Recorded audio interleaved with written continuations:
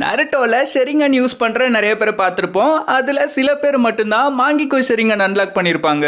இதை அன்லாக் பண்ணவங்களால மட்டும்தான் சூசனோவை யூஸ் பண்ண முடியும். அதுல இன்னைக்கு நம்ம த கிரேட் கென்ஜுட்சு மாஸ்டரான இட்டாச்சியோட சூசனோவை பத்தி பார்க்கலாம்.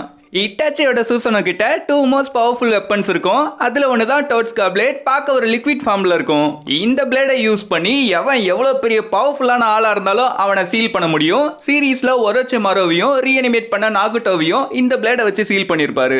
அடுத்து யாட்டா மிரர் இதை வச்சு எவ்வளவு பவர்ஃபுல்லான சக்ரா பேஸ்ட் அண்ட் டைஜுட்சு பேஸ்ட் அட்டாக்கையும் தடுத்துட முடியும். கிட்டத்தட்ட ஒரு ஷீல்டு மாதிரி தான். இதை வந்து சாசுகே கூட நடக்கிற அந்த ஃபைனல் பேட்டில யூஸ் பண்ணிருப்பாரு.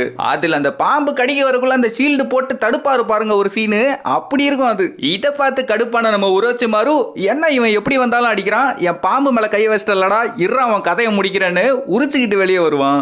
இவன் விட்டா டிரான்ஸ்ஃபர்மேஷன் கொடுத்தே டைமை வேஸ்ட் பண்ணிருப்பான், இது வேலைக்கு ஆகாது அப்படின்னு சொல்லி டோட்ஸ்கே பிளேட் எடுத்து இட்டாச்சி ஒரே சுருவி கேபிள் எடுத்து விட்டுருவாரு. ஒரு நல்ல எபிசோட்னு கூட சொல்லலாம். அடுத்து எசாக்கா மெகாத்மா ஜுவல், இதை வச்சு ஷினோபிஸோட லாங் ரேஞ்ச் வெப்பன்ஸ்லாம் வந்து இவரோட சூசனை வச்சு கிரியேட் பண்ண முடியும்.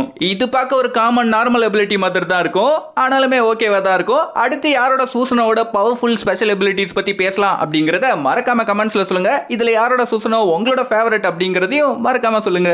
அதுக்கெல்லாம் முன்னாடி சப்ஸ்கிரைப் பண்ணிக்கோங்க.